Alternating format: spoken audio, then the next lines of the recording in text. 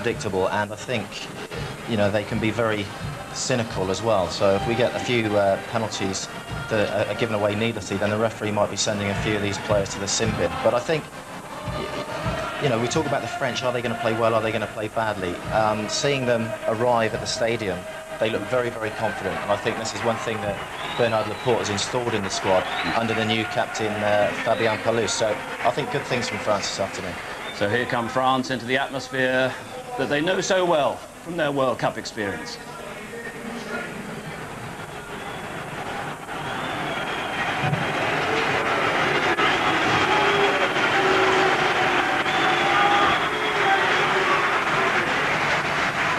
And we await the arrival of Wales under their new captain, David Young. Scott, and what sort of fresh influence will David bring on the dressing room? Well, Big Ted, everyone looks up to that guy. You know, he's achieved a great deal in rugby. He leads from up front. He's a very authoritative guy, and I can see this captaincy on David Young's shoulders flourishing. He's the guy to take Wales forward. And a fair amount of responsibility removed from the shoulders of Robert Howley as well. Well, you know, sensational sacking. I don't care for that. You know, he's given it to David Young for the right reasons. We all want to see Rob Howley back at his best, and today is the day for Rob. If he performs at his best, you know, he's the guy that can be the linchpin in the Welsh team. OK, they're in the tunnel. And they can be seen on the big screens around the arena. And the reception for this Welsh side begins as they head down the tunnel.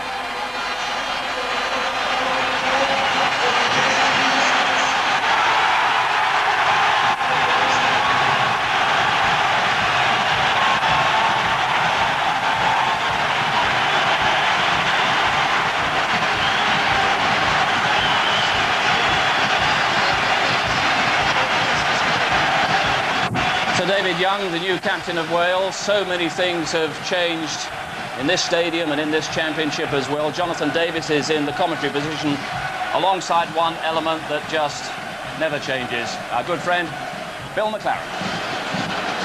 And that special magnetism about the opening shots in a new championship is all pervading here in the Millennium Stadium, as well as that distinctive atmosphere with any amount of Cymric hoil, as this capacity 72,500 audience settle down for what is the 76th meeting between Wales and France. Wales have won 40, France 32, 3 draws, but Wales in fact are on a hat-trick today as they've won the last 2 in the series. This, the Lloyd's TSB Six Nations Championship, the opening match for those 2 countries, and so important that they get their Six Nations campaign off on a high note.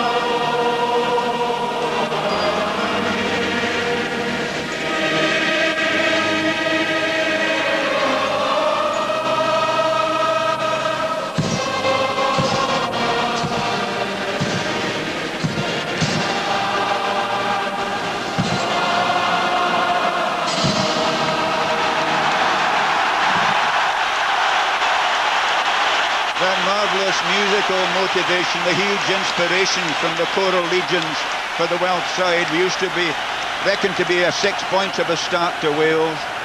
There, only Jason Jones, Hughes and Ian Goff didn't share in the 34-23 win over France here in August. Experience aplenty in a side boasting 4-2-2 caps, a pack averaging 17-4, abrasive loose forwards, a big back division who've shared 50 cap international tries, and a new captain in his 40th appearance, David Young.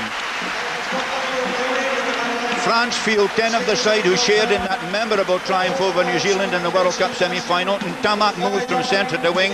Castaignède fit again, but at full-back for the first time. The Lamaison Galtier hinge retained in the shadow of a massive pack with 4 locks in the back 5. One the only new French cap in Mathieu, and with the new captain Fabien Pelouse at number 8.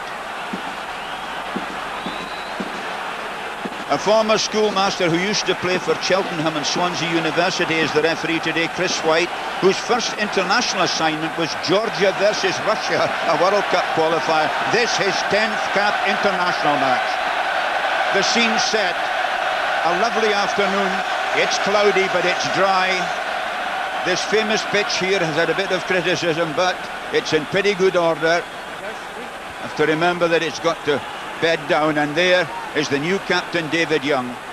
Tremendous moment for him. As he say, he's captained Wales at Rugby League before, but Wales, as he said, is a rugby union nation, and he's thrilled to be captain of them here. So it's Christophe Lamaison ready to get the game started, and Lamaison hoofs it well down deep, and right away taken in there by Scott Quinnell. And 4 Welshmen did what they hoped to do, get to Quinnell early. Jenkins feeding and taking back inside to the forwards. Joan Hughes that was. Howley with the high kick. He was practicing that the other day, and that's a good one, although maybe a little bit too far. Galtier was back for the Frenchman. And that's on the Welsh 10 metres line. Lamaison, as in the World Cup, remember how he varied his kicking brilliantly. Benazi is up there, but a loud blast from the referee offside.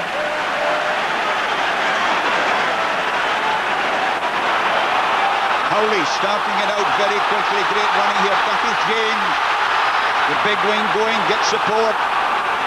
Up to the French 10 metres line. Howley once again, thundering on there is the loose head prop Peter Rogers. Drive on a bit further. Chris Wyatt helping. A good position here for the Welshman, 10 metres outside the 22. Howley a little flurry there, and it was Ian Goff who fed on. Still Wales winning ball out there from Rogers. Quinnell, thunderous tackle there on Chris Wyatt. Wales with a pile of possession here. Ball retention good. Jenkins' kick charged down, very well taken there by Goff, who takes it up to the 10 metres line of the Frenchman. Howley once again. Quinnell. The crowd here loves to see Scott Quinnell on the charge like that. Good effort once again by Jones Hughes, a big fella out there to the fullback. Howard almost up to the 22. And a very good bit of following up by Wyatt. Yes, a very good start there by Wales. You know, the ball retention is extremely good, and they have to be patient. What happened there, the ball was very, very slow, and they played lateral rugby. Unfortunately, you know, they had some big hits on them. It's very, very well played, and you know, it's a very enterprising start for Wales. So just waiting for the throw-in. And it's a pretty big line out that Wales have here. Here, however, miscuing. Taken on there by Mathieu. It's up to the French 10 metres line. Lamaison has angled it well. He's found a lot of space. Across comes Howard. There's nobody near him at the moment, so he can take his time. Shane Howard then, a huge hoof upfield, taken by Lamaison. Lamaison, the playmaker, who's played so much of his rugby as a centre now at standoff. The captain takes it a bit further, just into Welsh territory. Magne having a go there, but the Welsh are aware of the fact that Olivier Magne was one of the great forwards in the World Cup. And of course France got to the final. Galtier feeds outside. And then taken on there by Lombard. Lombard, a big, powerful centre, almost 15 stones. Galtier has another little probe. And France now. Thundering run by Benazi. Benazi trying to feed out there. That's the Welsh 22. Referee Chris White reminding them about the offside, but Wales have done well. They've won a good, useful ball, and Jenkins, with a bit of space this time, has angled it pretty well. But there goes Castaignède, and there's a touch of Castaignède's artistry from full-back. France seemed to take a risk in playing him, but there you saw a lovely little deft chip ahead. Yeah, what they've got to do, they can't kick loosely. That's two loose kicks, one by Shane Howard and one by Neil Jenkins. Just so his first touch of the ball, you know, he's looking for a big season this year, Castaignède, after injury and a poor Five Nations last year. So they've got to chase these kicks. Loud blast as the scrummage was taken down. And so there's a little lesson for the French front row, a very experienced front row indeed, with Califano and Tournier both from Toulouse and playing together as the French Pops for the 29th time. And of course they've got the experienced Dalmazo between them. I think if they have to compete in this game, they have to have parity up front. You know, Benazi lost the ball there, but look, that's a good start for us. That's a very, very good scrum for Wales. Not that I know what's going on in the middle of that front row, Bill, but Mr. White seems to know what he's doing.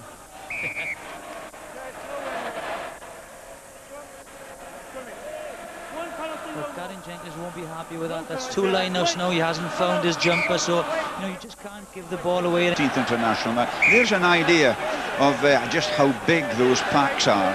The French pack was regarded as a huge one, but they've just got the £1 a man difference. And penalties now from scrums. One goes to Wales and one's gone to France. So you know, I hopefully the referee would know, but I think the majority of the crowd doesn't know what's going on.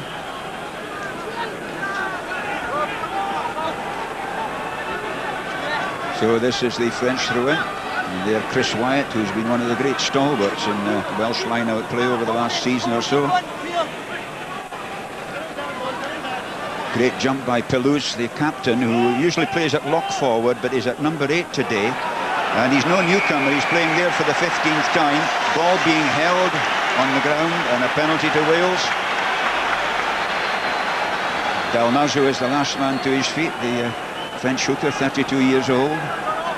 Well, the set pieces have been a bit of a shambles at the moment. The 2 scrums have collapsed. Nobody's won a line out on their throw-in yet. So hopefully now this will give Wales a platform where to attack from.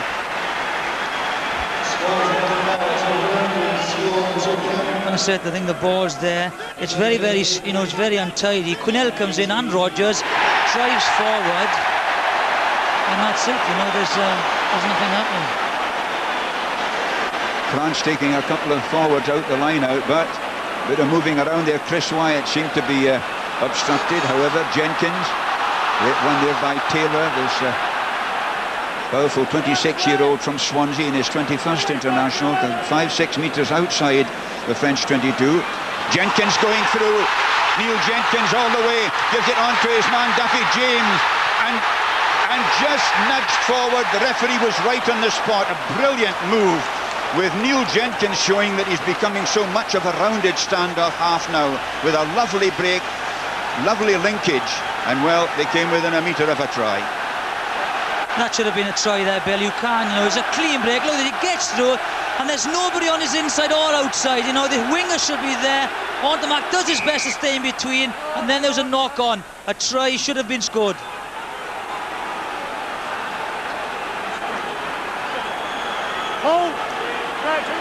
So, what can the Frenchmen do here?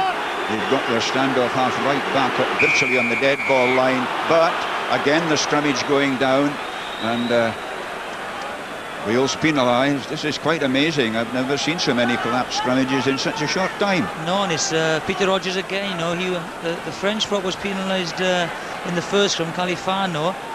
No, it was Tony, I'm sorry, and now Rogers has been penalised twice, so I'm not sure what's going on there. But again, the wasted opportunity there. It's a fantastic break by Neil Jenkins, and the winger should have gone on his shoulder.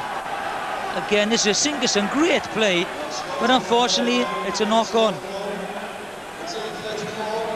Lamaison has pushed the Frenchman up to there. And of course it's Dalmazo's throw. Dalmazo, who'll be 33 in 9 days' time, has had a decade of international rugby. A farmer, strong as a bullet. Pelouse won it back. Galtier makes the break. Oh, a brilliant run by Galtier. He's got support from Dourt. Galtier once again. That is a brilliant bit of running. The kick on there by Ntamack. Kicked on further. Daffith James was the boy who was back there, but that was brilliant French play. Yeah, great French play, but that's a good refereeing decision there. He spotted Ntamack offside there from Dourt's kick, and very fortunate that Mr. White spotted that. Great, that's very good refereeing. Neil Jenkins, safe and sound as he's been so often. Neil Jenkins, of course, and there's Emile Ntamack, who was so much up in that move, his 42nd international today. I think it was difficult for him to be onside. His momentum had carried him through, and he was in an offside position, unfortunately. But how dangerous these French are from a line out. It's difficult to break, you know, from first phase, but Galtier just goes straight to the middle. Garen Jenkins' throw. And there's so much moving about at the line-out nowadays. People are allowed to come in or go out. They can come in from the 5 metres area now. The hooker can go in and help to lift a jumper. Part of the new regulations that are being tried out. Garen Jenkins. Wyatt came forward but beaten to it. And it's so important to hold your own ball. I mean, nowadays you would expect every team throwing in to win it. Yeah, just before the throw in there, I saw David Young and Robert Howley talking to each other. They seem very uncomfortable there. They've targeted Chris Wyatt, and I think last year there was a surprise element. Graham Henry, Chris Wyatt. This year, everyone will have done their homework on the line out.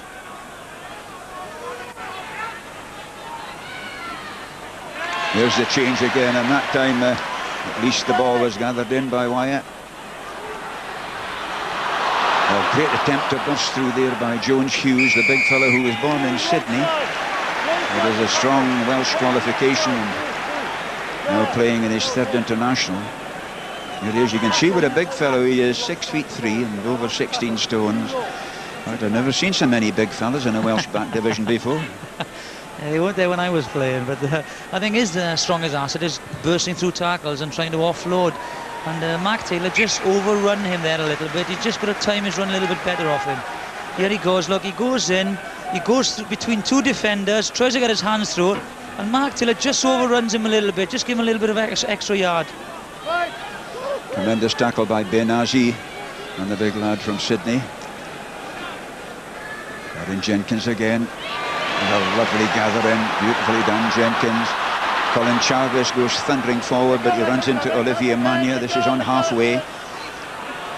Lovely reverse pass there from Robert Howley up to the French 10 metres line. Jenkins, oh, beautifully fed along. Was it knocked forward by Howard? Yes, but there was an offside, and there's a kickable penalty chance coming up for Wales here. This fella Shane Howard, who's one of the great intruding fullbacks, picks his time, picks his place very cleverly.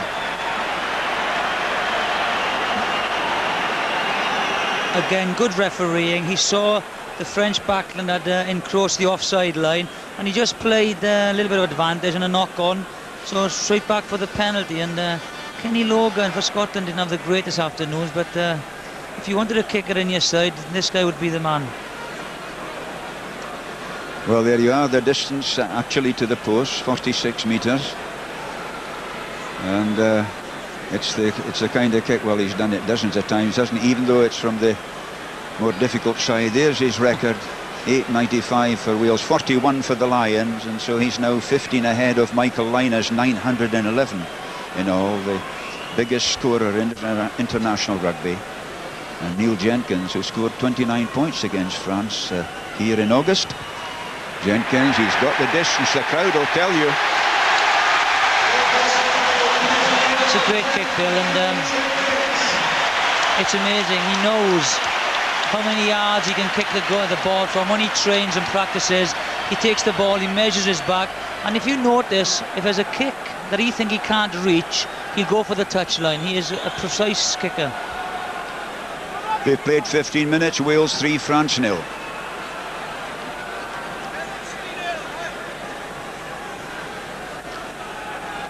So it's Lamaison again, trying the long one this time. Quinnell loves to tilt his lance, doesn't he? Yes, interfering on the floor, putting an arm over or a body over. I can't understand, Bill, why the French kick to the main ball carrier for Wales. You know, whoever they kick to, it's going to go to Scott Quinnell, and he's going to try and get over the advantage line. Surely if they kick to somebody else, it gives him a little bit more time to get to Scott Quinnell, so he has less yardage to run. And it's so important, isn't it, Jonathan, for fellas to make those decisions on the field? Yes, you know, if you kick to Robert Howley, they've got an extra couple of seconds by the time Robert Howley passes to Quinnell to get to Quinnell, so it gives him less space to run. Neil Jenkins' punt has put the Welsh up to their 10 metres outside the 22. Another lovely take by Wyatt. Jenkins feeding beautifully to Taylor, back inside to Travis. Oh, it's a lovely effort for Daffydd James. Daffydd James feeding outside, and Colin Jarvis was almost there but just got nudged out of the way. It was a lovely movement by the Welsh backs. It shows you what they're capable of when they spin it wide. The crowd here all on their feet. The thought of a Welsh try to go ahead by 8 or even 10-0. Well, they needn't lift the roof because the roof's not there at the moment. They've been shunted back.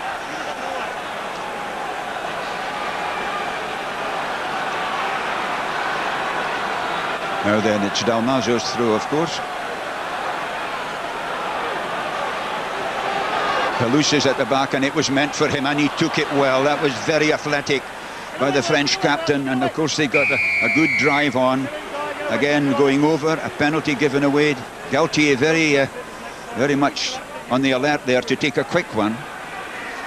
That's the advantage of having Pelouse there. You know, he can just go anywhere in the line. And back ball is very, very good ball for the back line, especially in an attacking position, but they even use it in a defensive position on the field. Lamaison pushes France up to their own 10 metres line. There's a great pass by Gareth Thomas there, and unfortunately there is a bit of a question mark over the pace of the Welsh wings, but they're very big lads and they use the ball extremely well, and unfortunately Chavez just checked. Dalmazo's throw. Beautifully taken it back again by Pelouse. He really is proving France's main ball winner at the line-out so far. Gaultier. Doert with a big kick. Howarth beautifully positioned, anticipated well. That's the highest up and under of the day so far. Gaultier waits underneath it and did brilliantly. That was a marvellous bit of work by the Colomiers scrum half. The technique was so good under that high ball, and he got up in the air, he made the cradle, and he never took his eye off the ball. Great bit of stuff. Yeah, great take. You know, he just... Chinhouse is usually good in the air, but he just gets above him, gets the arm in Chinhouse's face. But good chasing up by Mark Taylor, and it's a Welsh line-out. Back they go again, and Wyatt the man. Not the greatest feed, but Howley lovely and quick on the pick-up.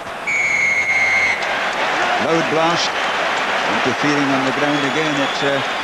It's amazing, isn't it? Because this new coach, Bernard Laporte, is a strict disciplinarian, and they reckon he'd try to persuade his players not to give away penalties in that fashion. Well, the defence is so organised these days, you know, why not leave them have the ball? They slow the ball down enough to organise the defence, but, you know, and with somebody like Neil Jenkins in the side, you just can't afford to give it. Wales were very lucky. There was a poor play. They got hands to the ball of Chris Wyatt there, but unfortunately, Califano's lying there and didn't roll out the way, and the referee White is telling him he's not making an effort to roll away. Very slow, and here it comes again, Neil Jenkins.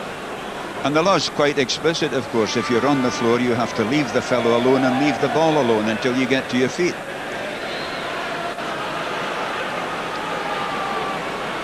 Now then, there's the distance, 43 metres. That's to the posts. There's hardly any breeze today. The underfoot conditions aren't too bad. A little bit soft, the pitch.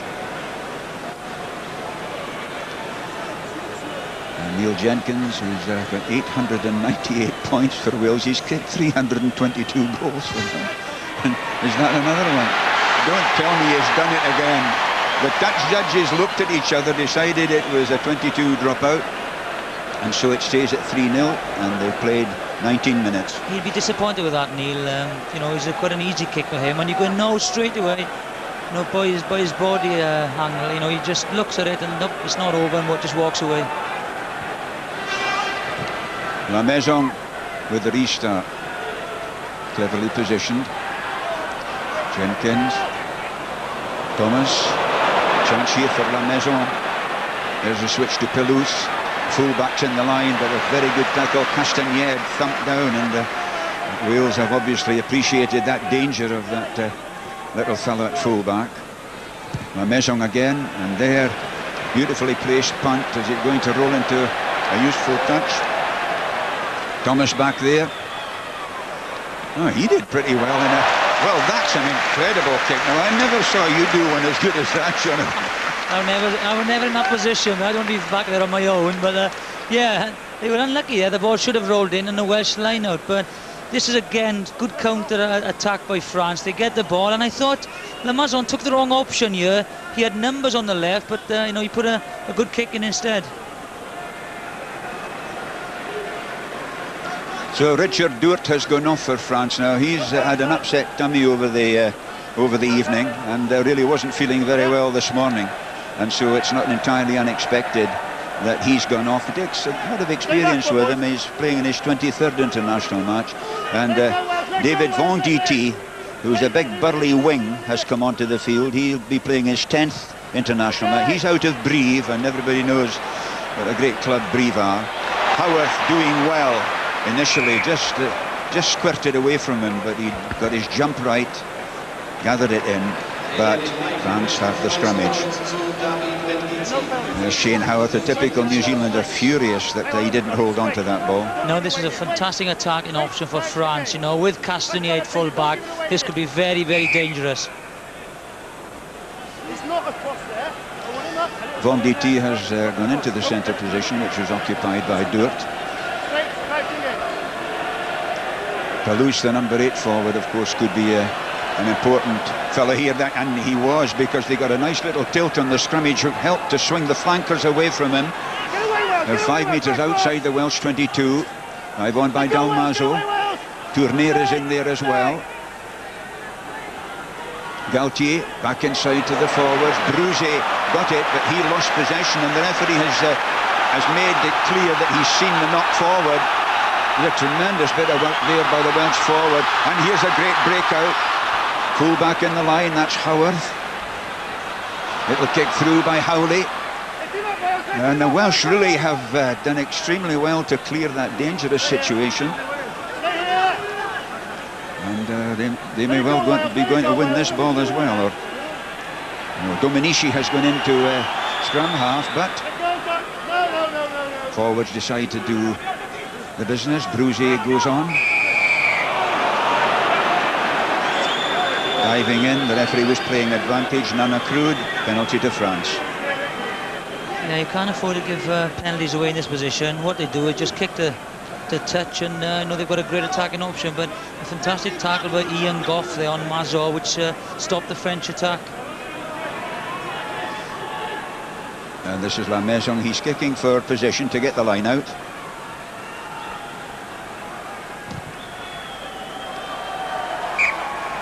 Found it just on the 22. And this will be an interesting line out. France will want to peel it first of all, suck people in, and then hopefully move their backs. There's the coach and the team manager, David Pickering, the team manager, Graham Henry, of course, the coach. Taken by Magne, who's a great line-out auxiliary. That's the thundering drive on by Légy Mathieu. Galtier, Lamaison. Lombard was the man who came in, back there to Lamaison, and the referee's arm is raised, and well, a marvellous drop goal by Christophe Lamaison, who hoists his total to 265 points for France. It's 3-3, they've played almost 20 minutes. And he took that cool and calm as a cucumber. Yeah, called it very, very quickly. Look, he's back there, plenty of time, no chasers. Just a little strike, and that was an easy 3 points for Lamaison. That was almost as good as one of yours. You got 13, didn't you? I can't remember now. I had too many bumps in the head as well, but... Jenkins is restart. Dalmazo waits. Thrown down by Daffy James.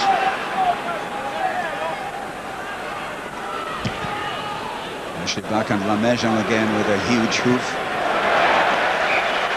Howarth let it bounce into touch, and in doing so, of course, he's ensured that Wales get the throw in. It was an exceptional kick, no angle at all, you know, just pointed the ball at the touchline, followed through, and eventually the spin took it over the touchline. A great kick. And he's a brilliant tactical kicker as well, isn't he? Well, you know, look at the lineouts there, you know, they're not going to form. The Welsh really panicking, but back to Lamaison, he's made the position his own. You know, you look at, you've got Penno on the bench, you've got Castaignède full back, and they're very strong at the number 10 position. And a marvellous jump and catch there by Chris Wyatt. Robert Howley telling his forwards what he wants from them. There, he's got it. Jenkins, that was a switch on to Taylor. Jarvis took it further, 10 metres outside the Welsh 22, very good tackle by Magne. And that's a very good ball for the French to win. Lamaison going, gives it out to Dominici. Dominici, very well tackled there by Thomas. Now it's Gaultier feeding out. Benazi goes thundering on this huge blindside flanker today. Loud blast from the referee. It's going to be a penalty.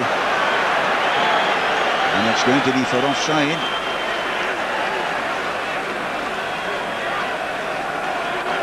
Great interplay there again, you know, the forwards got involved. Benazi took the drive in. He had numbers on his right, but took the drive. Some slick handling nearly resulted in a try, but a little knock on. But Wales are offside, but very, very fortunate once again. Here he goes, Benazi goes, stays on his feet. Watch, he tries to slip the ball. Bang, Tonier's in there. Tries to slip it for Califano, and he was clean through. Very fortunate. Well, there you are, 22 metres for Lamaison this time. Good side for him. And some tremendous scoring for France, of course. 265 points he has so far. He's 27 internationals.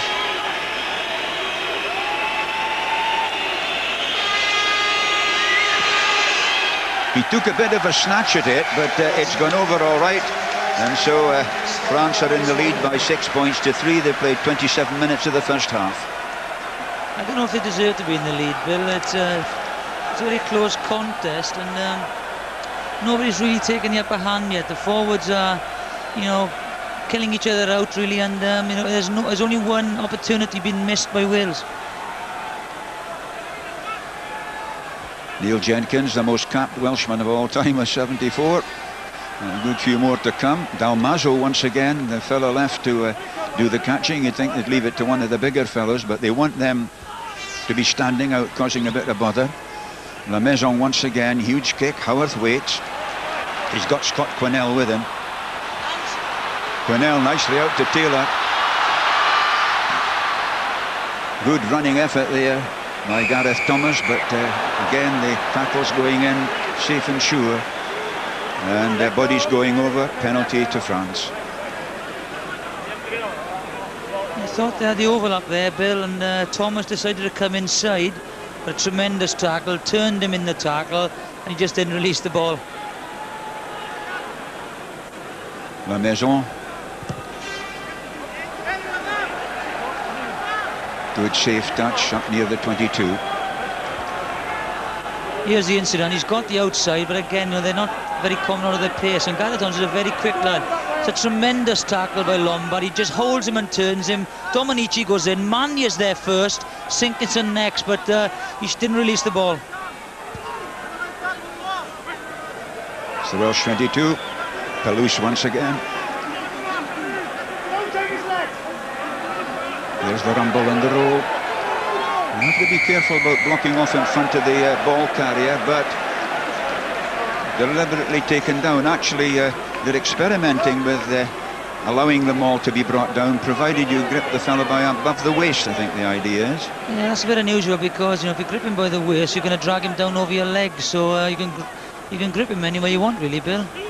The thing is, though, you're going to drag him down, the whole maul is going to come on top of you, so you're the one at the risk of injury. And this, he's going to go for touch, and this just shows the confidence that they're now getting in the French pack.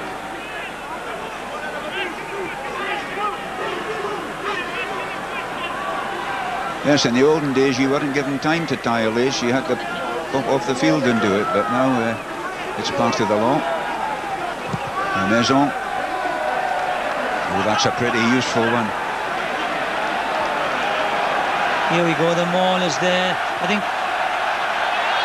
Palouse has got the ball, Wyatt's got him, it peels away, and I think it's maybe Jenkins on the bottom there that's taking it down, and that's where the penalty came from. You're right, Bill, he wasn't grabbing onto the upper half of the body. Jenkins, Wales' most capped hooker. Look at all the fiddling about nowadays. That was Bruce who took it that time after the dummy run forward. That's the Welsh goal line. Real panic stations here. Ian Gough went in and tried to stop the roll, but they've almost made it. Can the referee see he was having a real job because he was completely blocked up? You're not allowed to jump on top of a maul or a rack in that way. But there's the second drive going in, and they've claimed the try, but the ball was held off the ground, says the referee. Chris White got himself into a good position to judge that one. Yeah, good decision, and Gareth Thomas did extremely well there. And they all done extremely well to keep that out. They had the momentum. I thought they were going to score. Great defensive effort there by the Welsh lads. Well, now Galtier wants to know exactly what the backs are requiring from this, but I've got a feeling that maybe Palouse will have a go at a pick-up and a drive. Certainly Wales' fringe defence will have to be on song. It's a big scrum there by the Welsh, Bill. You know, they got the momentum going forward, and it's a new law now. You know, they can twist and turn, and the referee's got to, you know, they've got to say use it or lose it. So the pressure, they've got to get the momentum going very early. That's right. There's the possession situation. Nothing much in it really, and of course in the scrimmage there's a new recommendation that if the scrimmage goes round 90 degrees, the team who put in lose the ball, and the put-in is given to the other side. Bit of a worry here with David Young, the Welsh captain, the injured player. And that's always a danger, you know. That's what the frightening thing, you know. When you're in the front row, or even the second row to a degree, when that scrum twists and turns and goes down, you hate seeing somebody just lying there at the bottom of it, and hopefully David Young will be okay. But again, you know, if there's a weakness there now, the French will try and exploit that and put the shove on. And of course there's nothing to stop the team not with the put-in wheeling it in order to get the put-in. It's a difficult one for referees, that. There it's gone all the way around again, and Wales get the put-in this time. So there Chris White, who was at the conference in which they decided all those new regulations. That was a great scrum by Peter Rodgers there. You know, he took the initiative, drove forward, the scrum came up on the left, twisted, and then it was head and ball to Wales. Certainly it's a tremendous Welsh front row with David Young, Garen Jenkins and Peter Rodgers. An unbending trio. And there, I think, driving in from the side and causing the scrimmage to collapse. Referee quite decisive there. And well, there's the man that might have been at the back of it, Christian Califano. Once did the 100 metres in 12 seconds. Imagine that for a prop forward. Well, I'm glad they're not chasing him when he has an interception now. It'd be very embarrassing.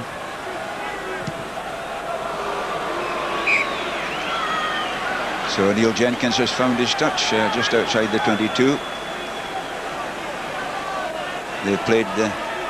There's Di Pickering there. The ex-Welsh captain very happy with the scrummage decision. They played 34 minutes. It's 6 points to 3 for France. Jenkins wants to make sure that he's got the signal right.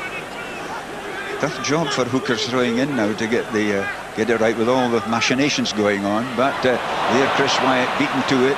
Very good bit of work by Quinnell, but Lamaison has managed to work his way in there and played it back. Now the attempt to drive on by Magne. Just short of the 22. Robert Howley had just a thought that it might have been coming out on the Welsh side, but he noticed that it wasn't, and you see how cleverly Howley blocked the blind side and dealt with his own opposite number there. Good observation there by the former Welsh captain. Lamaison having a go. Magne knocked out of the way, but body going down on the wrong side, and this is a pretty simple kick for the Frenchman. Yeah, I think he said that Sinkerson was offside there. I'm not sure. It'd be interesting to see where he was standing when the tackle was made.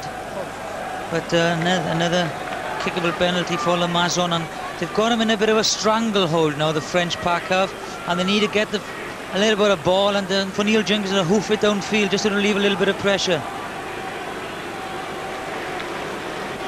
Certainly this is a pretty straightforward kick for Lamaison. Good side of the posts. See, the conditions are pretty well ideal. Slightly soft pitch, but no great problem there. Once scored 22 points against Argentina, 28 against New Zealand, of course, in the semi-final. Lamaison then to stretch the French lead. There's a good shot from ground level. Gives you an idea the angle for him. French horns blowing in the background. Lamaison then. Dutch judges flags are up, and Lamaison is doing it again. Third goal by him. It's 9 points to 3 for France. They've got about 4 minutes to go to half-time. Yeah, the pressure again, you know, they're trying to tackle and giving away penalties. Sinkerson, I felt, I'd like to see it again, but I don't know where he was, when he fell on the ball was definitely loose, and he might have come from an offside position. Brief stoppage for a moment. A gentleman who wishes to disport himself before this large audience. And an irritation for the players, of course, because you lose your feeling of momentum. I just think they should put him in the front, the middle of the scrum for a couple of scrums. I don't think he'll run on with no clothes. Or ask him to tackle Scott Quinnell. Jenkins' restart, and they left it to Bruzy. Now Benazi has driven in. Mountainous French pack. There's Benazi, who born in Morocco, and now the third most capped Frenchman of all time. There's the run round by Magne, who was born in Auckland but has played international rugby for Samoa. Now resident and playing for Biarritz, Serge Blanca's old club. Yeah, I think misunderstanding there by Galt. Yeah, he gave it to the wrong runner, and I think he was accidentally offside and scrum to Wales. Howley beautifully there to Scott Quinnell, but the French have realised the danger too of feeding that big fella. However, he did enough to set the backs moving.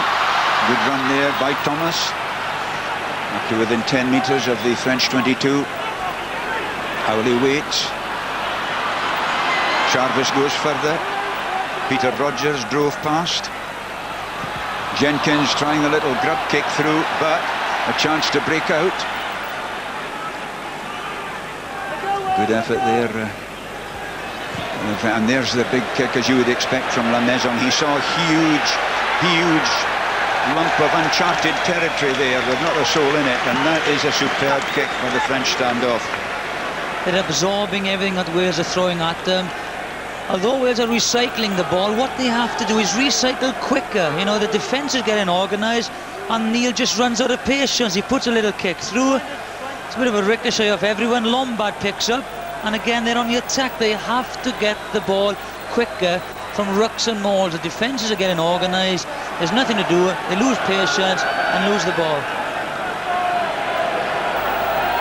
Yes, slow recycling just lets the other team get into position defensively, isn't it? So Gavin Jenkins once again makes sure he's in his 51st international today. Wales' most capped hooker. Bryn Meredith, the previous one, with 34. Oh, that was a great throw.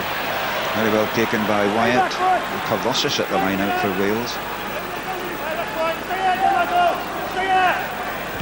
Howley found a bit of space, but he's also found Ntamack. And Ntamack, well, you can see the size of him. He's already scored 25 tries for France, but good follow-up tackling there. Sinkinson in on it initially. And the catch judge was right on the spot. It went out on the full. And they'll come back to halfway. Yeah, again, I thought the option was wrong there. Venditti had men on the outside. Just give it and support. Well, now, that one's not the least bit interested in what's going on anywhere, other than it's a bit noisy round about his environment at the moment. Well, at the moment he's quite safe there, because Wales haven't attacked for the last quarter of an hour, so he's quite safe where he is. Quinnell once more. But they may have lost it. However, interference down there. Body over the ball, penalty to Wales. Christian Califano is the man pictured. Tremendous prop forward, this fella. 51st international today, first against New Zealand in '94. Might just be the opportunity for Wales to get something on just on half-time. The last attacking opportunity of the first half. Neil Jenkins with another superb kick. That was the drive-through there by Quinnell. But you can see the tackle by Toulouse. There was a lot of chat in the papers about those big fellows vying with each other. Yeah, I think that's Gardier's gone in there, Bill, and just killed the ball. But it was just not leaving the ball and the ball carrier alone.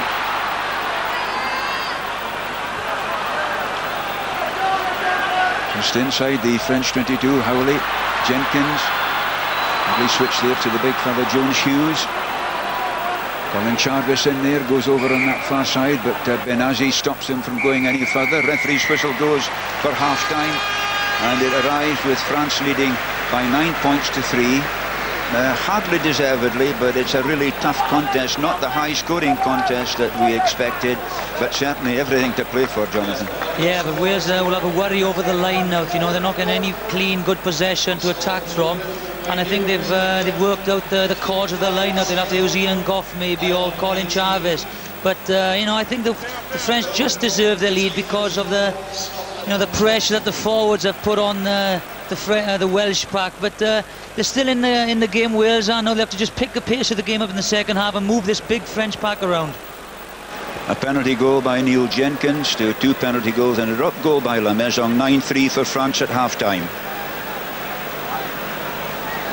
Well, it's tight, it's tough. We knew it would be. Let's get the half-time opinion. First of all, from the Welsh point of view, Scott Gibbs. Well, I mean, they bombed 14 points, really, 2 clinical chances, and it failed to make them pay. Do you get the feeling in the latter stages of that half, the French control is getting stronger? Well, I mean, on the French side, they've been very patient. We haven't seen so much of the attack-in plays.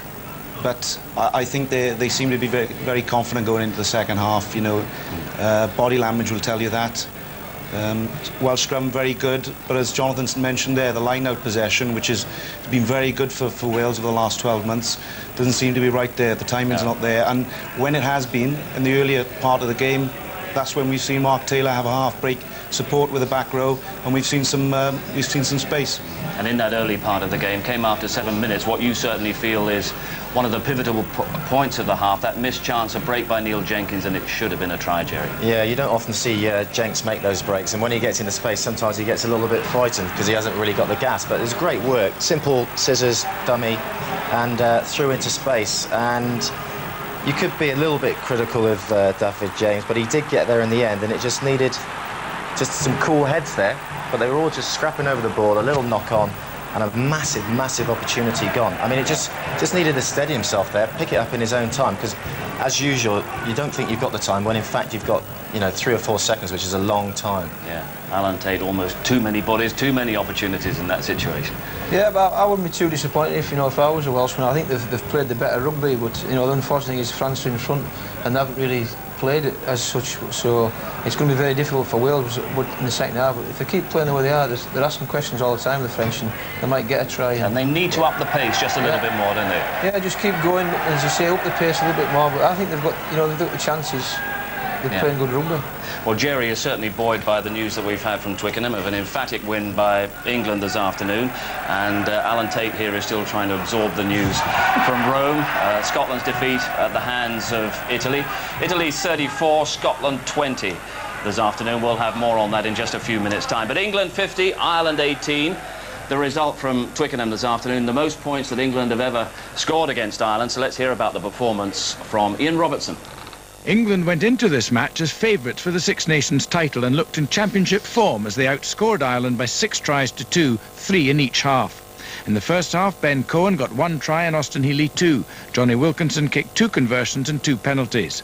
In the second half, Neil Back, Mike Tyndall and Ben Cohen scored tries. Wilkinson converted 2 and kicked 2 more penalties. The Irish were very disappointing in the first half, their only points coming from a David Humphreys penalty. They did improve in the second half and got 2 tries. Kevin Maggs and Mick Galway the scorers. Humphreys added 1 conversion and 1 more penalty. The Irish face a difficult season, but England can now look forward with confidence to playing France in Paris in a fortnight. Welcome to Wales on Saturday. We'll be returning to the Millennium Stadium for the second half, of course. We'll also be catching up on only day's news from the world of football, the Nationwide League, the League of Wales and the Premiership. But first, let's go down to Angharad at the Millennium Stadium. Angharad, Wales trailing at half-time. Is it pretty subdued down there at the moment? Well, here at the Millennium Stadium, I've been watching the game pitch side, and the atmosphere is just absolutely incredible, OK? Wales have got a bit of work to do in the second half, but I'm sure that they'll be able to pull through, and the crowd are definitely 100% behind them all the way. As soon as the final whistle is blown here, we'll be bringing you match highlights of this game and the one in Rome between Italy and Scotland, and what a cracker that one turned out to be. I'll be in the studio with Jojo Williams and Gary Teichmann, who'll be telling us their thoughts on Welsh and French play today, and Stuart Davis will be down here to get some reaction from the Welsh players as well. So we're really looking forward to that, Ian. OK, thanks, Angharad. We'll hear more from Angharad in a moment, but first to the video printer, and let's catch up with all the latest football news at the moment, and scores starting to come in at the moment, and as you can see, Scunthorpe and Cardiff City are level 0-0 at the moment at Glanford Park in Division 2. Wrexham are losing 2-1 at home to Wycombe Wanderers at the moment at the racecourse, while Liverpool, the big game in the Premiership, lead Leeds by 2-1. Liverpool 2, Leeds 1 at the moment. I can tell you that Manchester United are convincingly beating Coventry City, and Bradford City were leading Arsenal by 2-1. But let's go over to the racecourse, the latest news in the game between Wrexham and Wycombe Wanderers, and the details from Steve James. Well, we're just about to enter stoppage time. We're waiting to see how long that will be. I suspect only about 2 minutes. Wrexham throwing everything forward now. They've gone to 3 at the back. They brought Andy Morell on because they're trailing 2-1. It started very well for them. They scored after 22 minutes. A Brian Carey crossed the centre half, would you believe? And it was headed in by Falconbridge, 1-0.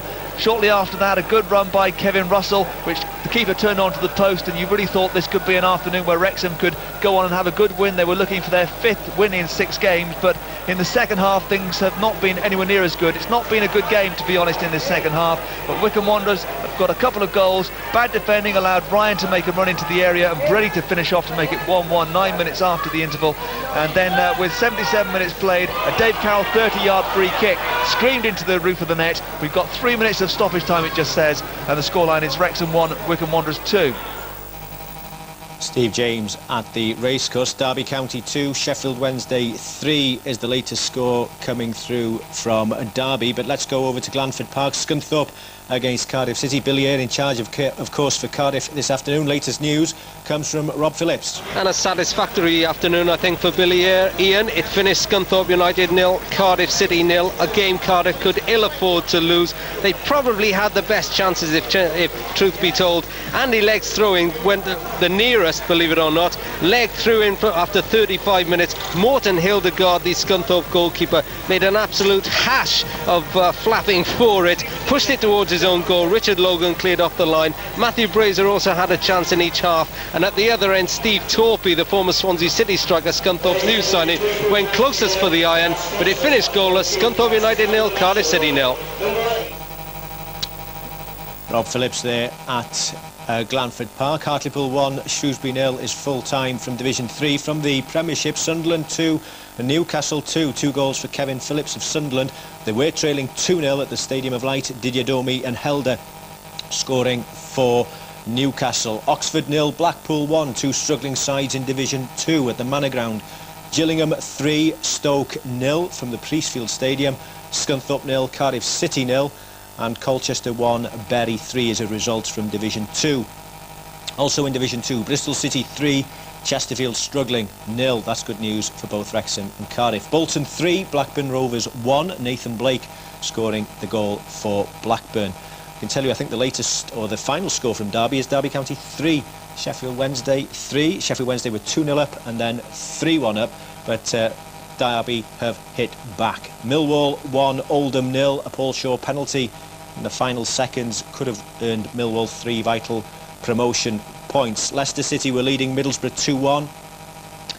Bradford City were leading Arsenal 2-1. Aston Villa 4, Watford 0 was a later score. Manchester United were leading Coventry.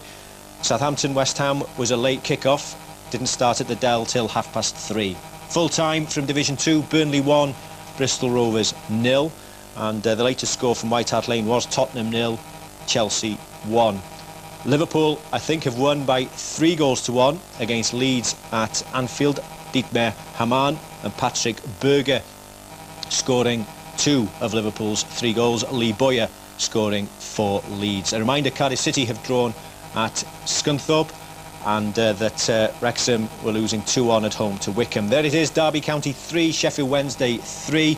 Malcolm Christie equalising for Derby in the final minute there. Full time from Scotland, that's a shock at Parkhead. Celtic 2, Heart of Midlothian 3, and Dundee winning 3-0 at Motherwell. First Division, Wolverhampton Wanderers 2, Crystal Palace 1, and Nottingham Forest 1, Manchester City 3 is a later score, or a result, I think, from the City Ground. Wrexham are now losing 3-1 against Wickham at the racecourse, and that's a bad result for Brian Flint's side, who won 2-0 in midweek over in Scunthorpe. Danny Sender there scoring the 3rd goal for Wickham, and that now I can confirm is a result. From Division 3, Hull City 2, Brighton 0 is a result. Norwich 1, Walsall 1 from Division 1. Chris Llewellyn, the scorer for Norwich at Carrow Road. Leicester City 2, Middlesbrough 1 is a result from Filbert Street.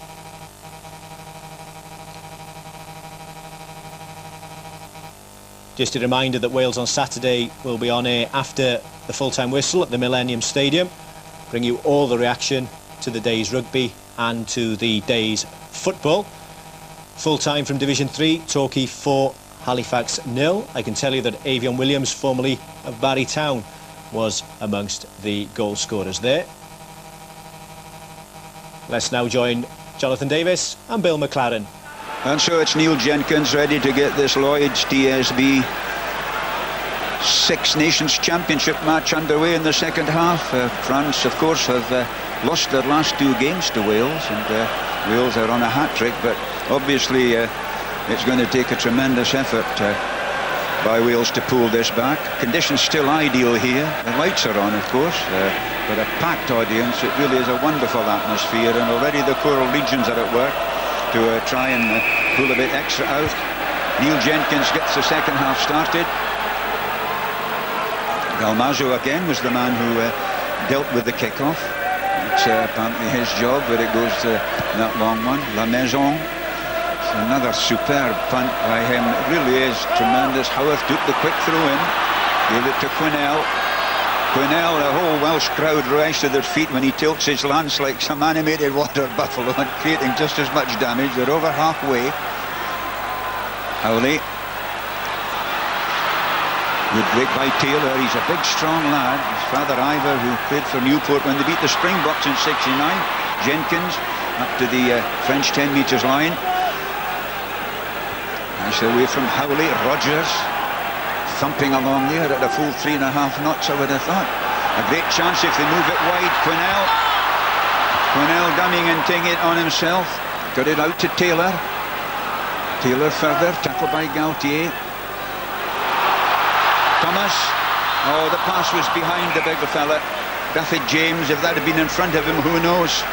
Yeah, I think that Scott Quinnell had an overlap there of, 4-on-2 or 4-on-1. Lamaison, this happened later on, and just, God, it was a great tackle to get to Thomas, and the pass is just behind David. But earlier on, Scott Quinnell, you had Lamaison, two backs on the outside, should have given it another opportunity. They can't go wasting them, and as Scott Gibbs said, they need to score first. Dalmazo's throw taken again, need I tell you, this time by Bruze. Toulouse thundering away. This is the French captain in great. Oh, look at the dummy. A wonderful run by the big lock forward. And he really was shifting. Magne is up to take it on a bit further. Benazi blocks over in front to make it easy to switch the ball. Lamaison with a real chance here as it comes out along the line. If they could have shifted that with some fingertip stuff, they could have got a try in the corner. And the little fella there, Ntamack Castaignède, was a bit disappointed, and so is Big Lombard there. Yeah, great run there, Pillow. Just goes to the middle of the ruck, throws a couple of dummies. He's got Gaultier, unfortunately, not the quickest these days on his shoulder. Again, they recycle it a little bit slower, and they should have got it wider, quicker. But Sinkerson holds it up there, and Lombard was very unfortunate. He tripped while doing the run around in midfield. Good Welsh scrummage, it held, and Quinnell moved across to protect. Out to Howard. His kick charged down by Lamaison. Another aspect of Lamaison's play, his vision and feel for positioning was excellent there.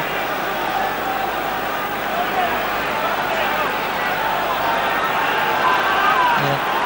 What he should have done here, you look at him coming, he's sprinting. His only one thing is why he should have just dummy kicked there and then cleared. Lamaison was too close to him. Lamaison, a key man in this French back division now, the most creative of them all, with Castaignède away at full-back. There he goes again. It was high by Quinnell, and yes, Tournier, number 3 there, the French prop forward, was going to take the law into his hands, but obviously some aspect there of Bernard Laporte's coaching, but it is a yellow card, and so Scott Quinnell will go off the field for 10 minutes into the sin bin. I'm not sure if this is as bad. Well, yeah, the arm goes there. He does grab onto it. It's not. He didn't follow through or anything. Maybe a bit unfortunate to get the yellow card there. He's gone, and he's got 10 minutes in the bin now, and that could be a big part in this game. They're in a stranglehold once again early on in the second half, and they just can't afford to lose Scott Quinnell.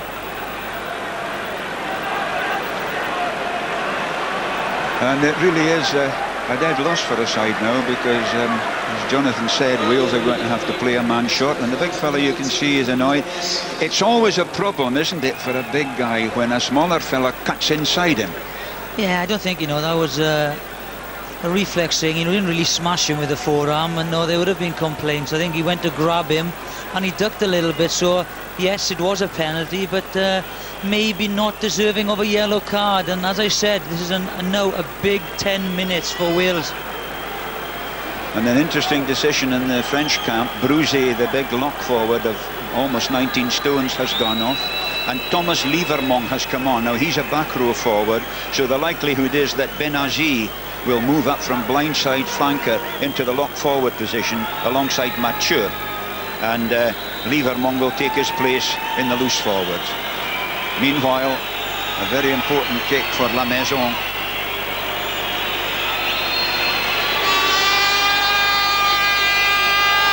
This could stretch the lead to 9 points. The horn's blowing. Lamaison certainly got the distance. But the touch judge had a real good look at it.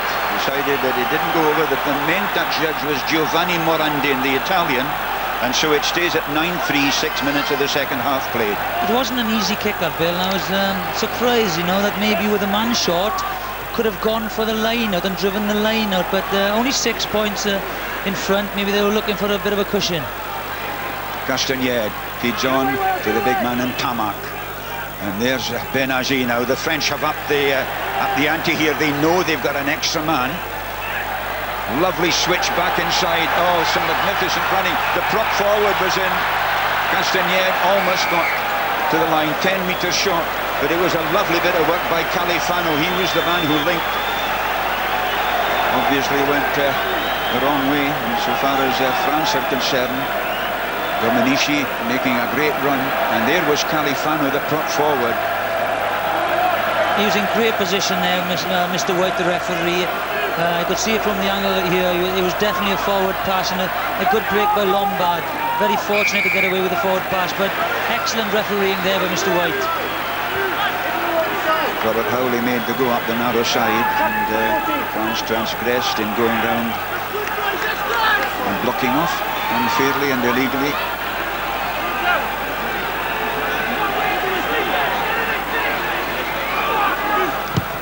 Neil Jenkins.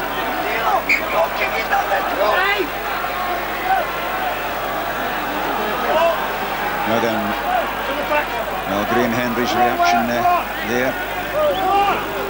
Well, was that the reaction of the incident or of the sin binning? He knows the importance of that decision now, and he's just kicking his heels there in the tunnel. Jenkins and round to Jones Hughes, taken back inside by Mark Taylor. Howley once again. Jenkins, but he's given it to Castaignède. Castaignède, look how quick he is. Gets away from Jones Hughes, and there was a high tackle by Colin Chardvis. You may get the double penalty award to France, and it's almost in front of the posts. Yes, Castaignède knocked down there. It was high. The law refers to above the shoulders. This is the incident there. It's late and it's high, and if anything, now that deserves the yellow card more than maybe Scott Quinnell, and I think that's losing his patience there purely because, you know, it was a poor kick by Neil Jenkins. But again, the ball's coming too slow and they need to pick the pace up. The touch judge there is Brian Campsall, the Yorkshire schoolmaster. But a yellow card hasn't been given, but it is a penalty because the player was taken out after he'd kicked the ball. If you watch here, there was the tackle. It was high, it was a bit of a cuddle. It didn't look to me to be all that vicious. But the fact is, in that case, you get a penalty where the ball alighted if that's further forward, and that's what the French have done. I think he's very fortunate there, Billy, now with Scott Quinnell's incident, that he could have been having a chat to Scott Quinnell in the tunnel. Meanwhile, Lamaison has a chance to make it 12-3. There's a great shot again from low down. Gives you an idea of what the kicker sees.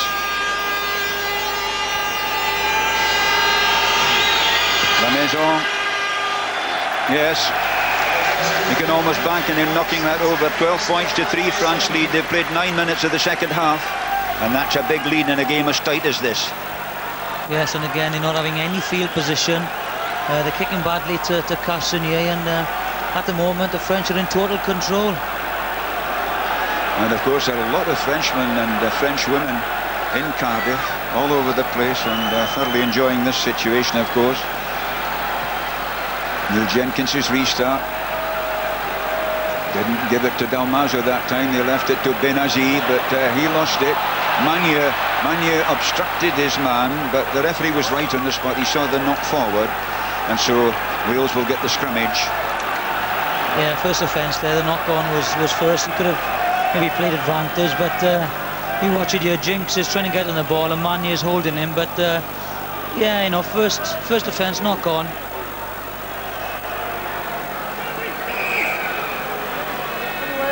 Scrimmage have gone round the 90 degrees, and they reckon under the new regulations being tried out, if that happens, the other team get the put in. This guy is on top form at the moment, Magne. He played extremely well for France in the World Cup, the form player, and of course is doing well in European rugby. Ball was knocked forward, but in any case France will get the put in. It went round 90 degrees, and that's the new law in operation. It's a tough one for the referee, because the team not putting in might deliberately swivel the scrummage in order to get the put in. The pressure is on you. You know, you've got to understand that Scott Quinnell isn't on the field, and Chavez is there. What he should have done was a channel 1 ball, which is a quick release, and so that they don't put pressure on the forwards, on the front 5. Just quick release, give it a hole in away, and again they've been put under pressure, and it's a penalty.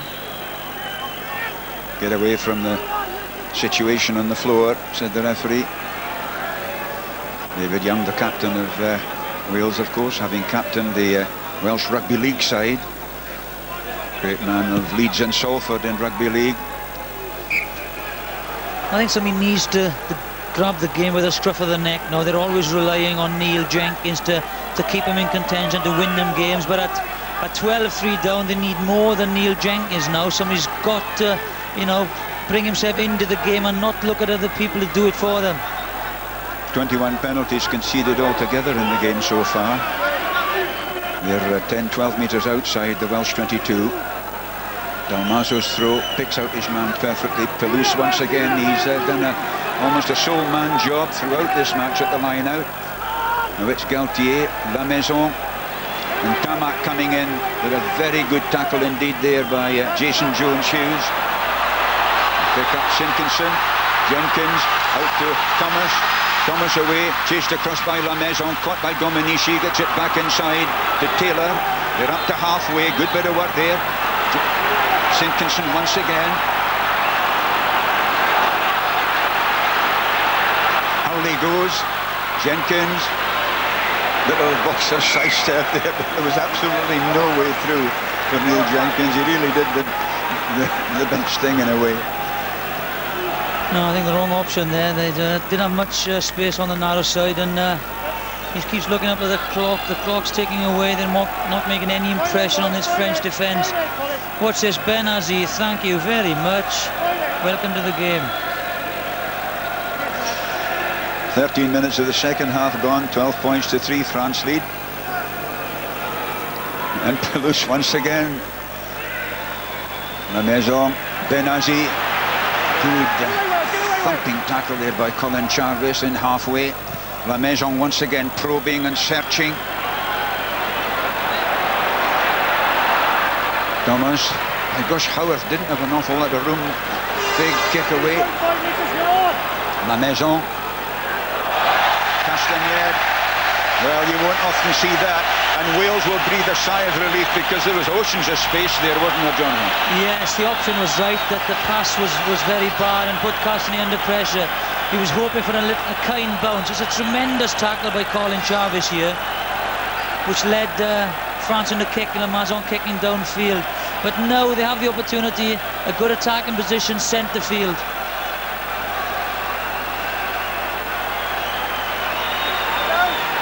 Ball held in and fed from Jarvis.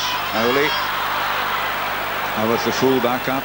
But no way through. French tackling has been very secure, and once again referee saying you've got to get to your feet before you play the ball on the ground. Lamaison noticed there was nobody back there. This will be interesting. Big Wyatt out in front of the post. Taken there by Taylor. Taylor almost through, couldn't quite get the pass away. Pick up by Simpkinson. He's tackled and thrown down. Dalmazo in there, and so was Lombard. Now a chance. Thomas, who's been playing centre for Cardiff, looking very good there too, but on the wing today. Quinnell back on the field after his 10 minutes in the sin bin, up to the Welsh 10 metres line. Wee bit slow in recycling, but Jenkins gets it out to Jarvis. Oh, brilliant bit of work by Gaultier. Castaignède. Dalmazo. This is a wonderful passage of play now. All along the line, there's an overlap here. And in fact, maybe he went too far, but Magne has scored. Magne supporting brilliantly the first try of the match. And what a star of a try it was. After a wonderful bit of play, 17 points to 3 France lead. They played 16 minutes of the second half. And Magne has scored his 4th try in a French jersey in a Cup International. Yeah, superb try, but I thought Castaignède took the wrong option. This is poor play. He's got an overlap. It was an easy try. The defence is coming. You can't see anyone in the shot there, but there's two men outside of him, Magne. Chenoweth does extremely well to hold him up, but hits the ball, hits the floor, and is this forward? Nah, it's back. Magne, good open side flanker. That is a try, but he made a very difficult task of an easy opportunity there, and very lucky to get away with it. Lamaison puts over the conversion. It's 19 points to 3 for France. They played 17 minutes of the second half, and that is a crucial score. It all came from a turnover again, Bill. You know, they tried to run from defence, 2 bad passes, give the French defence opportunity to get across there, a turnover, and all of a sudden they're all attacking on the left-hand side. And now it's a big, big task for Wales. Jenkins restarts. Bruzy was the man who gathered in. Benazi thunders on, or does a bit of pulling. Gaultier, clever. Peter Rogers hauled out the road there, quite illegally. Dalmazo goes a bit further. They're almost up to halfway. Now it's Gaultier. Great run by Lamaison, and Welsh 10 metres line. Oh, another run by Magne. Clean through. Can he feed out Dominici? And it's a try for the full-back Castaignède, and that really puts an end to it. It's an astonishing try, and in just a couple of minutes France have run away from Wales. 24 points to 3, they win. 18 minutes of the second half gone, and the baby-faced assassin has done it again. Thomas Castaignède. Here we go, it's Magne again, he's there. He takes Jason Jones-Hughes, steps out of tackle, that's a bad tackle, missed tackle. He gets through, you can't afford to do it. It's a lovely pass, you know, he's got vision. Dominici thinks he can get there, thinks again, and just gives it to Castaignède, who just has an easy try. Again, look, that's the vision of Magne, the number 7. Dominici is there, and just a flick pass. A nice easy try for Castaignède. And there was a wonderful tackle by Gareth Thomas that almost prevented the try. You can't afford to miss tackles in centre field, and Jason Jones, who just misses a one-on-one, especially with the French backline. Lamaison with 14 points already.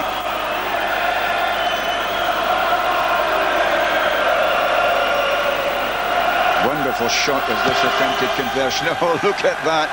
You see, you can't miss when you're going along like that.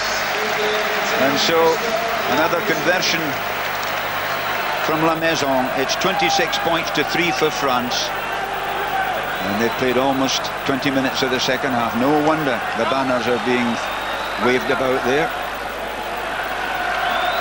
Magne is the man who collects it. Pelouse plays at scrum half. Lamaison once again sensing the open spaces and putting in a huge punt. That's a monstrous kick, and so beautifully thought out. He's just controlling the game, you know, the forwards are doing the job for him. They've got the upper hand, he's kicking and just controlling matters. And also, second phase ball, third phase whatever, they're just spreading the ball extremely quick. Here he goes, you know, Castaignède, that's a very, very simple try. But it's good support play, he had to be there, and Graham Henry now thinks that we'll see the character of this Welsh side, because there's 20 minutes to go and they've got real confidence now.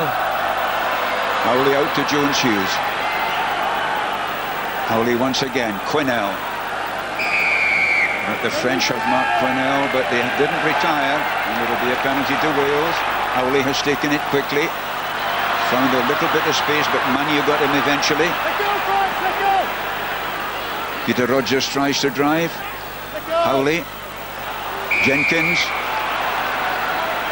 There was an attempted high tackle there against Jenkins, but not 10 metres back, and another penalty to Wales. But again, you know, it's so slow. You know, they're just picking up and driving.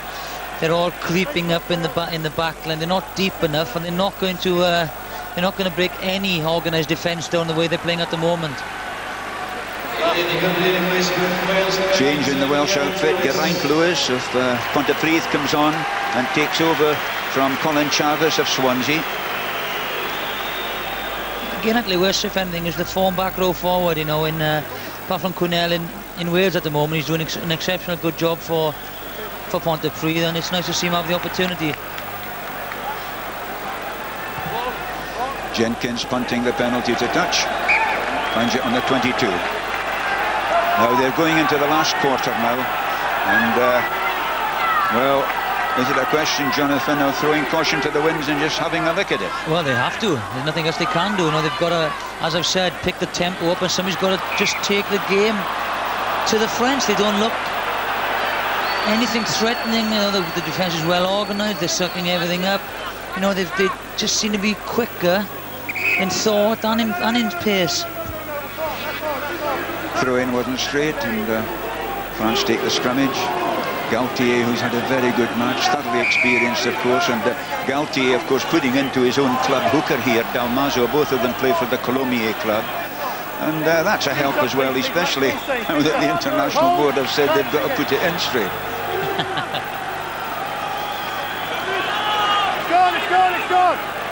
Pick up and drive. Lee Vermont was the lad who did the drive first of all, one of the two brothers who played 10 times together for France.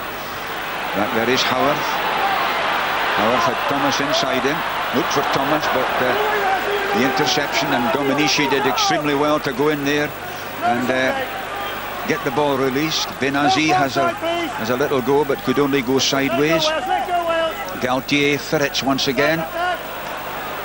Quinnell just misses him, but Jenkinson doesn't.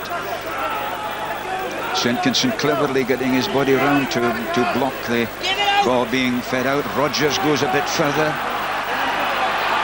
Great to see prop forwards on the run. Right a bit low in the water, most of them, but that was a good thrust by him. There's Jones Hughes having a go with a big fellow who was born in Sydney in Australia, but very strong Welsh connections. And now, yes, Howley was being obstructed there, and once again taking it quickly. They hadn't retreated. Venditti was the man who got him eventually. Geraint Lewis goes a bit further, but this could be another yellow card, I think. Venditti, professional foul, and off you go.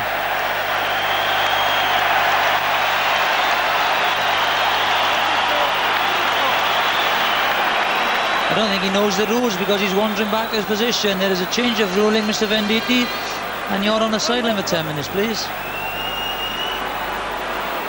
David Venditti, who plays for Brives, once scored 3 tries in a match against Ireland in '97. This is his 10th international, but he's off to cool his heels for the moment.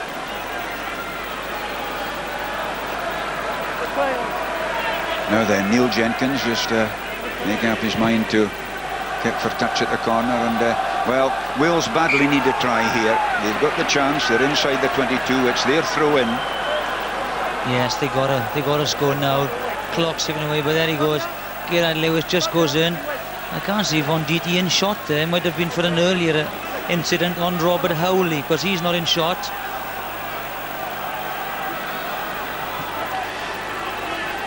Yes, the sin bins for repeated infringements, for foul play and for professional fouls.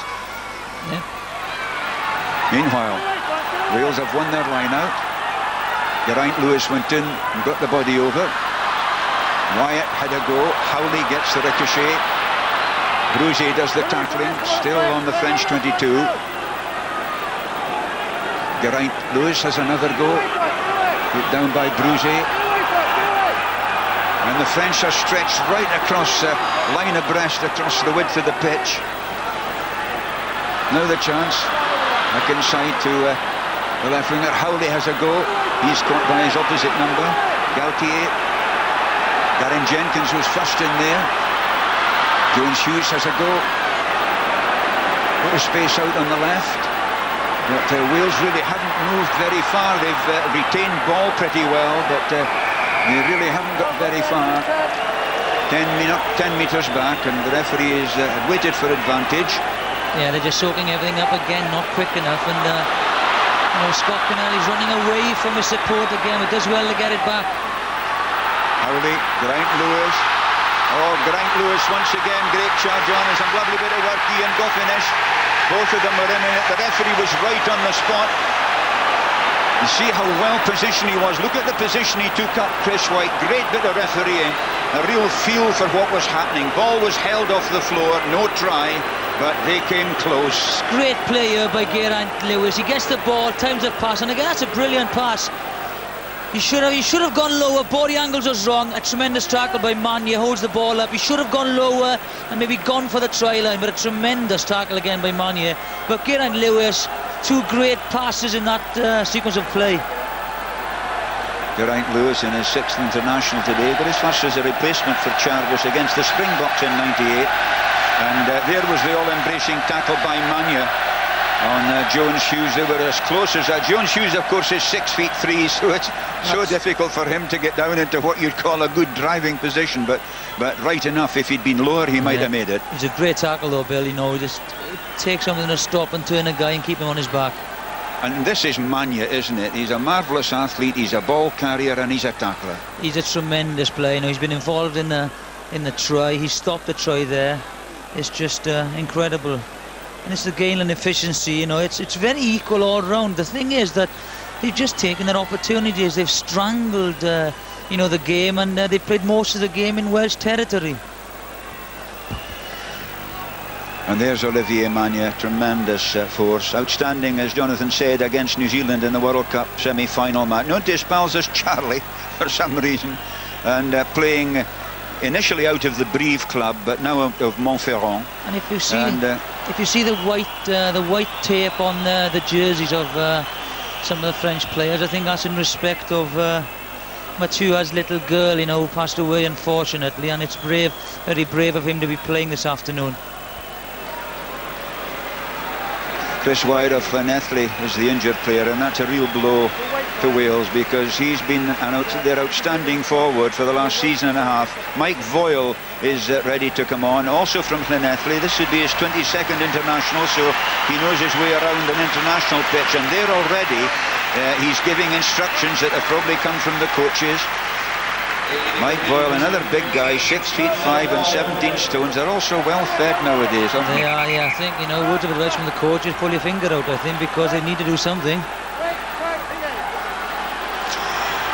Now then, what can Wales make it? That's a great thrust. And the penalty's given in front of the post now. Will Wales go for the 3 points, or will they go for a score? If that goes across again, you will be in the bin. I think they need more than 3 points, Bill. They have to. I think they'll re-scrummage and go again. The pressure is on Tonier now. Mr. White, the referee, said, "You could do that again, and you're in the bin." That's Frank Tournaire, is Toulouse prop forward. And this will be interesting. Karen Jenkins usually does a bit here, but it was all a dummy run. That was Scott Quinnell thumping on. Great stuff to see him in full charge, almost there. It's just a matter of getting the ball out and over the line. Jenkins with the pass. Gareth Thomas, I think, was in at the bottom of that, but it'll still be Wales's ball. A tremendous tackle there by Dominici. Incredible tackle. Scott Quinnell going over, but the ball was stolen from him, and there are French bodies piling all over the place there. Ball went forward, it'll be a scrummage. It's a big mistake there, Bill. You know, Scott Quinnell lost the ball in the drive, and now they'll relieve the pressure. but they'll have to scrummage first, and they are under a lot of pressure in the scrummage. We think that Spencer John may be coming on to replace Peter Rogers. Spencer John, the Cardiff prop forward, and Peter Rogers going off. And so Spencer John, another big lad, 17-12, but his first cap against Scotland in '95 as a 21-year-old, and he was playing for Llanelli. Yeah, I think they've got to look at youngsters now. There he is, 17, Spencer John. Geraint Lewis is there, Mike Voll. They've got to look at the next World Cup and you know, try and get these youngsters playing in the Six Nations. No pens, lad, we're here. Wait. Well, there's a 26-year-old replacing a 31-year-old at the loose head prop position. Now then, this is going to be a difficult one for the referee to decide. Will Wales try and turn it to get the put in under the new experiment?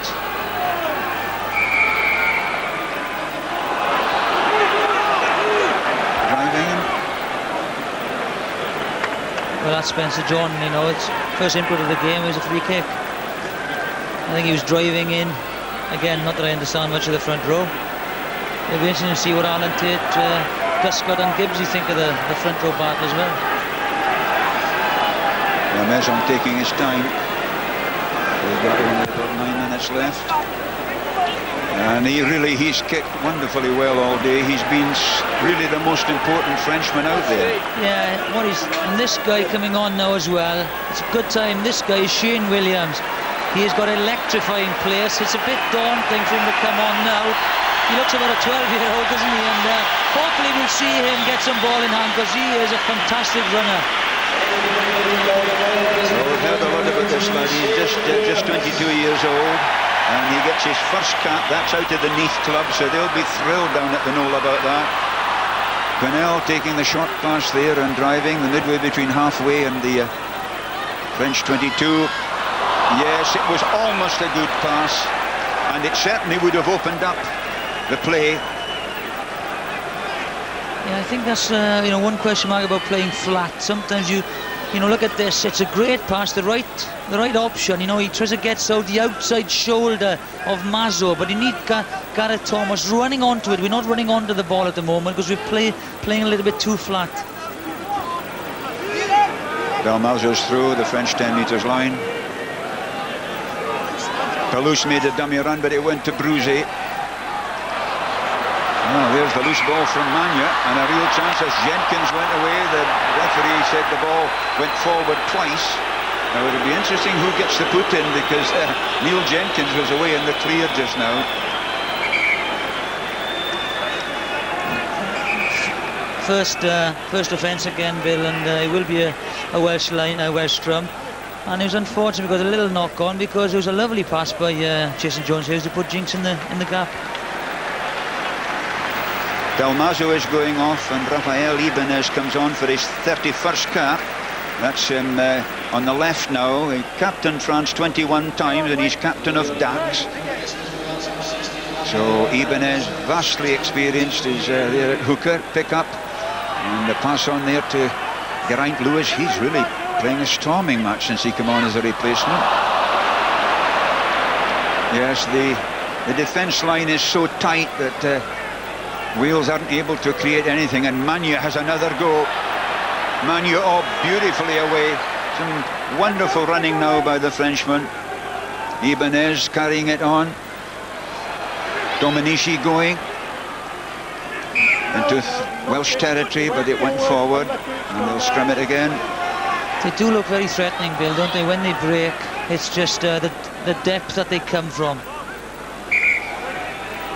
And there the Lloyds TSB Six Nations Championship man of the match here at Cardiff, Christophe Lamaison, and I don't think many people would argue with that. And I think, you know, everyone says that the importance of the pivotal role number 10 in the game is diminishing, the importance of it.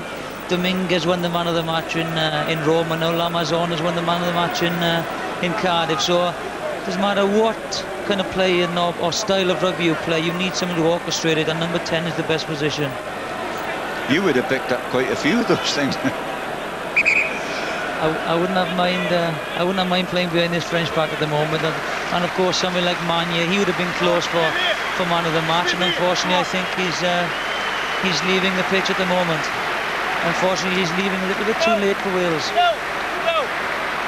Yes, getting a tremendous ovation, Magne, as he goes off. I think people realise that he's played another stormer today. And ready to come on is Serge Betsen, who plays for Biarritz, Serge Blanca's old club. He got one cap against Italy in '97, that was in Grenoble. And so he's really only played 21 minutes of cap international rugby so far. And Richard Smith is coming on at scrum half for Wales, Rob Howley going off, and that's an interesting first cap as well. Richard Smith of Ebbw the 26-year-old, formerly of Sale. Yeah, he's playing well, and maybe, you know, a lot of people say an unfashionable club, Ebbw and Neath, but it's a delight to see Shane Williams from Neath and Richard Smith, you know, coming on to get the caps. Thomas in midfield. He's been playing well as a centre for Cardiff. And here's Jenkins once again. Jones Hughes almost cleared. Jenkins doing very well. Out to Williams. This is a great burst by the Welshman, but the last pass going astray, and France have retrieved it again. Yes, and Ntamack running back. He's a great big fella, and he's found an avenue through there. Lovely pass out, and a super tackle there by Williams. But this is great stuff. Betsen going on, lovely handling. Goes out there to De Villiers. Lamaison going, feeds on there to Betsen. Galtier almost worked the ball away right at the face of the Welsh post. Benazzi thumps in number 6 here and pulls a body over. And but Body's diving on the ball. The referee decided to let it go to see if France could make a try of it. They couldn't. They'll get the penalty instead, and it's easy for them. That's great play, you know. Defence maybe wasn't great. Broke the first line of defence on Ntamack, and it was just great support play. Betsen was involved in a couple of occasions. Ibanez, you know, the two substitutes, and it was just beautiful rugby to watch. And if they'd have gone right at the end, I'm sure they were scored in the corner. A fantastic move. There was Ntamack, this big 6'4" centre, and Ibanez coming inside. Strong bit of running by him, trying to get his place back in the French side, former captain. And Betsen was the man, but we're back to Lamaison. This is just a little chip kick. And Lamaison is having another super day. Yes. 5 penalty goals, a couple of conversions. It's 29 points to 3.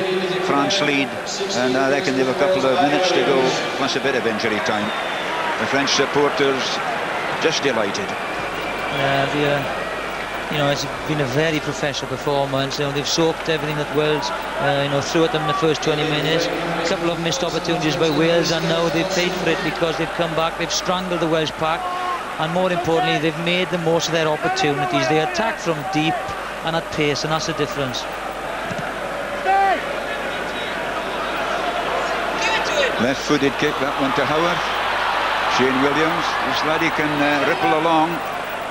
But Ntamack is away, and I don't think anybody can catch him.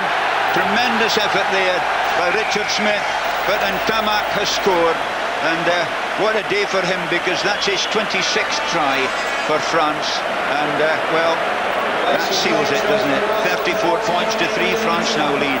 They've had a devastating second half. They've made scores whenever they were on offer, and there was one offered beautifully to Ntamack. This is unfortunate. He gets tackled. He tries to get the pass around the body.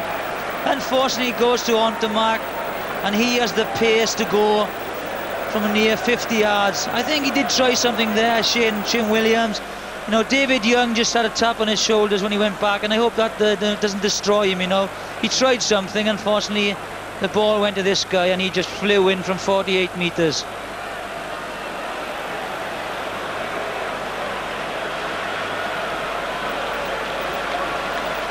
Yes, and Ntamack has scored his 26 tries against 11 countries. Big lad born in Lyon, and of course a star with the Toulouse side, who of course one of the great clubs in the whole of world rugby. Meanwhile, Lamaison, the most difficult kick he's had this afternoon. The crowd fairly quiet because they realise that Wales have been well beaten in this second half. Lamaison trying to pull it through. Oh, can you imagine? Another superb kick. Just as difficult a kick as you could imagine. 36 points to 3. France lead Wales, and I reckon that they're into injury time at the break. Yes, they just, as I said, controlling the game. Dorth is all smiles, Magne, Lamaison, and it's just they've been very, very clinical today. Very powerful up front, very clinical behind, and all orchestrated by Lamaison. Jenkins' restart. The ball had gone forward, so they'll have the set scrummage, and again the French put in, and they've got Alain Penaud has come on as a standoff half. Lamaison having been rested after his tremendous efforts. Le Souk, the little scrum half is gone. Oh, great effort by Betson. Handed on beautifully to Penaud. Lombard goes further, that's the big centre, and that certainly is a marvellous riposte again by the Frenchmen. They've made 60-70 metres in that handling run. Le Souk, there are bodies out on the left, but it's taken in there by Ibanez. Yeah, I think Scott Quinnell went over the top to kill it. They cleaned him out, but he just slowed down possession a little bit, and they're trying everything now. They've got, just stand up and take the tackles. I don't know why he's going for goal. Pelouse, 36-3 up with 81 minutes gone on the clock. I think the game is safe, Bill. But now he's going for the kick. It'll be interesting to see if Castaignède kicks the goal. Actually, he's done quite a lot of kicking for France, and he is indeed going to have a go. I think he's slightly embarrassed by it all, because I would be taking a kick at goal, 33 points in front, to 82 minutes on the clock. In any event, he's kicked 41 conversions, 21 penalty goals and 4 drop goals for France. He's actually scored 217 points altogether in his 32 international. And once again, what a lovely shot of the angle that he's got. Castaignède then. No, he's not bad at it, is he? Came off the upright. Good thundering run by the rock forward Ian Goff, who started it out. There's Williams away. That's what this Welsh crowd has really been hoping to see. That little fella picking up his feet on the wing. There's another go. Smith waits. Jenkins. Awkward one. There is a chance here as Howard feeds out. Now Thomas has a bit of space, and Thomas, as we all know, can run. Thomas with the dummy. The very good tackle by Castaignède, who has his jersey pulled over the top of his head. Thundering on still. Oh, great effort there as the ball went loose, and Thomas Livermong has started out now. Benazi. This is a marvellous rugby now. De Villiers has taken it a bit further. Ntamack goes. Ntamack with the dummy. Dominici is away. And Dominici, was he taken out? I think he's very fortunate there, Bill. He had a foot in touch just before he kicked the ball, and there's the final whistle. And indeed, no side has arrived, and France have won a convincing victory by 36 points to 3. It's been a tremendous second half performance by them. They've scored, 4 brilliant tries, and of course Lamaison has kicked just about everything. And really, Jonathan, you can't argue with a score like that, can you? No, the forwards laid the platform, they dominated. Wales had to defend, a lot in the first half, and that might have tired them up for the second half. But again, when they attack, they're the best team in the world. They attack from depth. They come at great supporting angles, and the tries they scored were all most of them from turnovers. So, a comprehensive win for France, and that will set them up for the rest of the Six Nations. The confidence they gained from the you know, from the World Cup. It is incredible. There's the first try, Magne, you know, he just, great support play, and he's a tremendous player, you know, but Castaignède done a difficult job there. There's the second where Castaignède just strolls on again from a turnover, and that was the end of the match, really. Again, you had Ntamack strolling in from the unfortunate pass by Shane Williams, but the job was done before that, and I think that picture says it all, doesn't it? And so there you are, France.